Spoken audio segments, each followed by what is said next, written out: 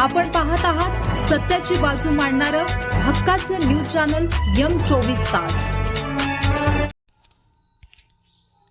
कुरळपमध्ये 40 वर्षांचा इतिहास बदलणारा बॅटल किंग आता जिल्हा परिषदेच्या मैदानात निकालाकडे संपूर्ण सांगली जिल्ह्याचे लक्ष।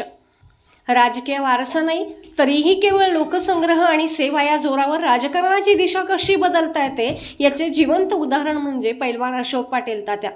युवक क्रांतीचा एक धडाडीचा कार्यकर्ता म्हणून सुरू झालेला हा प्रवास आज चिकुर्डे जिल्हा परिषद गटाच्या निर्णायक वळणावर येऊन ठेपला आहे।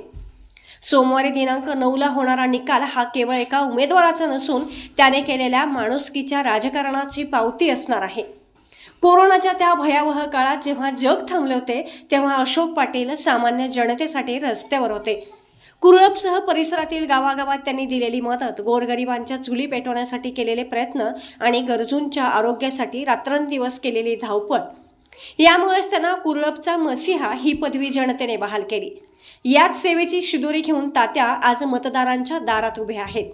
ज्या कुरळप ग्रामपंचायतीमध्ये 40 वर्षे एकाच गटाची अवैध भिंत होती ती भिंत कुरळप बदलतंय या एका घोषणेने पाडण्याचे धाडस अशोक पाटील यांनी दाखवले। जनशक्तीच्या जोरावर त्यांनी प्रस्थापितांचा पराभव केला। त्यांच्या या संघटन कौशल्याची दखल घेत भाजपने त्यांना सांगली जिल्हा उपाध्यक्षपदाची जबाबदारी दिली आणि आता जिल्हा परिषदेच्या रणसंग्रामात उतरवले होते। अशोक पाटील यांच्या जमेची बाजू म्हणजे त्यांच्या पाठीशी असलेला अफाट युवा वर्ग व महिलांसाठी राबवलेले विविध उपक्रम आणि विकास कामांचा लावलेला सपाटा। यामुळे त्यांची लोकप्रियता 7 गावांच्या सीमा ओलांडून गेली आहे।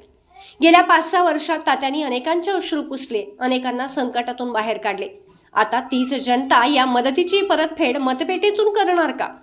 चिकुर्डे गटातील 7 गावांचा आशीर्वाद तात्यांच्या पाठीशी उभा राहणार का?